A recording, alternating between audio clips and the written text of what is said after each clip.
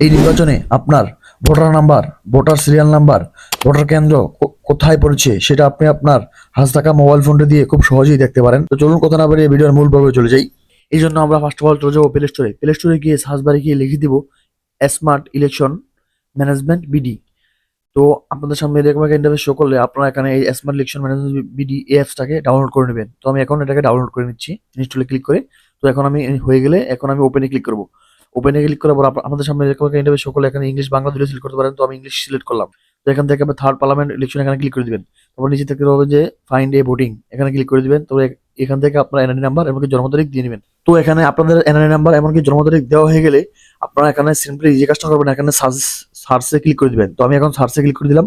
সার্চে ক্লিক করে দেওয়ার পরে আপনার দেখতে পারবেন আপনার voter number, voter serial number এমনকি আপনার ভোটার কেন্দ্র সবকিছু আপনি দেখতে পারবেন, এমনকি ছবি সহ এখানে দেখতে পারবেন, ভোটার কেন্দ্রের ছবি সহ দেখতে পারবেন। তো ভিডিওটা কেমন লাগলো অবশ্যই কমেন্ট করে জানিয়ে দিবেন।